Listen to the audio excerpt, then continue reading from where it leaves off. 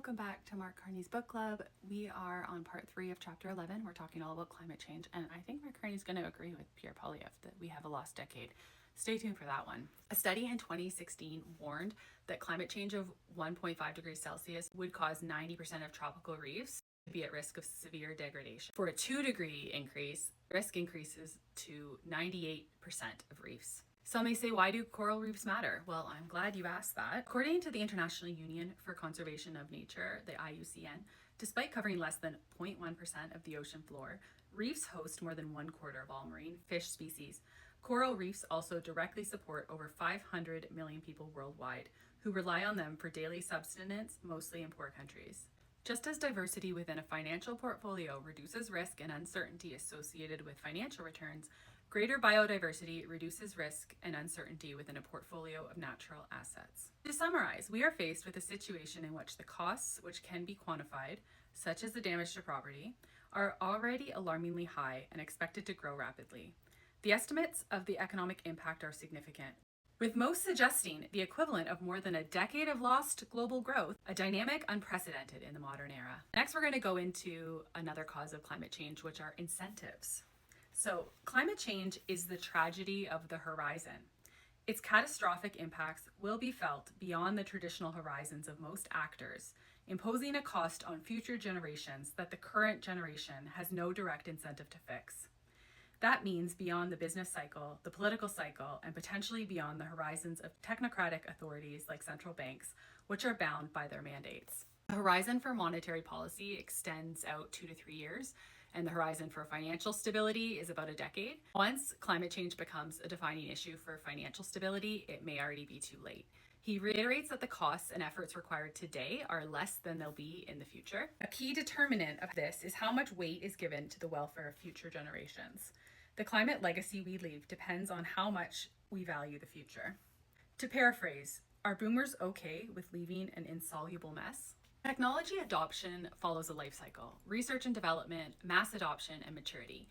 Reaching the second phase usually takes 45 years. For climate change, this is too slow to remain within our carbon budgets. In the next 30 to 50 years, 90% or more of the world's energy currently being produced from fossil fuels will need to be produced by renewable energy sources, nuclear power, or fossil fuel plants that bury their waste rather than exhaling it. The good news is newer technology is being adopted more rapidly now than at any time in the past. The classic problem in environmental economics is the tragedy of the commons.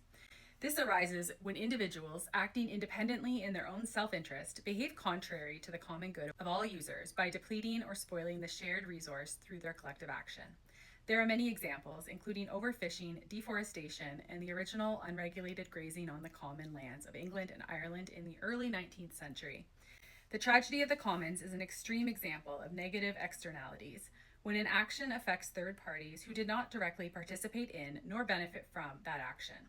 Such is the case with the ultimate global commons, our climate and biosphere, where producers generally do not pay for the carbon dioxide they emit, nor consumers for the carbon they consume. 3 solutions to the tragedy of the commons. First is pricing the externality, which would mean putting a user fee or tax on carbon to have people internalize it and incentivize changes in behavior. So we see how that can be done in good ways or in bad ways. The second is privatization through the assignment of property rights, which was the spirit behind the enclosure movement, in which public grazing land was taken into private ownership.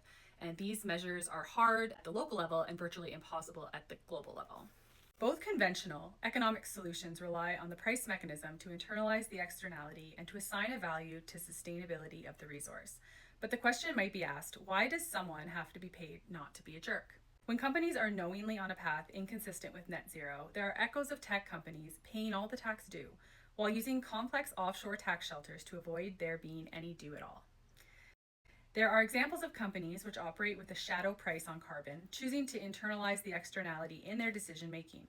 For instance, BP has recently introduced a $100 per ton consistent with what the experts think is required to achieve society's aims. And then the third is supply management by the community using the commons. The community cooperates to regulate the exploitation of scarce resources. Climate change, like a pandemic, is a global problem. No one country or group of countries can solve it on their own. Unlike a pandemic, no country is an island, like New Zealand, which can get the lockdown right from the start, then wall itself off from the world and wait for the vaccine.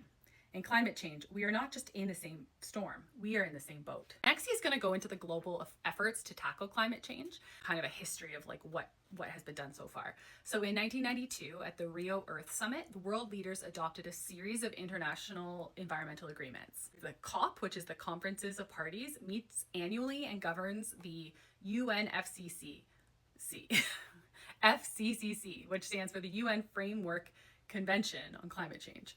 The first agreement was the Kyoto Protocol, and it was agreed at COP1 and adopted at COP3 in 1997. It was the first legally binding agreement, but captures only developed nations. And it became clear that the Kyoto Protocol was flawed and it was binding in name only.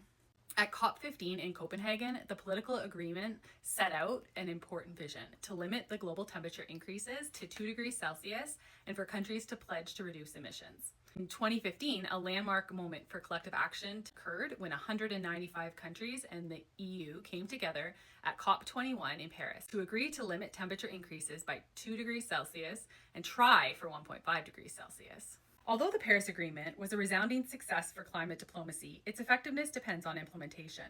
To date, the NDCs and policy commitments have been insufficient to set us on a course to reach those targets. The world is on track for 2.4 degrees Celsius by the end of the century if all pledges and targets are implemented. But the actual policies that are required to deliver these targets are still lacking, meaning that current policies would take the world to near or above 3 degrees Celsius. Governments that act early will be the ones that benefit from the Green Revolution. The UK learned this through the first industrial revolution, which brought unimagined domestic progress through new machines and energy sources and could be exported to a receptive global market using the financing capabilities of the City of London. In the same way, the transition to net zero represents a strategic opportunity to cement leadership in innovative technologies and energy transformations, fueled by a supporting financial sector to deliver the sustainable revolution. Scientists and academics have made a business of warning the world of high-impact events, from pandemics to meteor flares to volcanic eruptions. Humanity has made a business of ignoring them. COVID-19 has shown this is an expensive and destructive strategy. He said this was a long one, so we are going to have to go into part 4 on chapter 11, so stay tuned for that one and let me know your thoughts.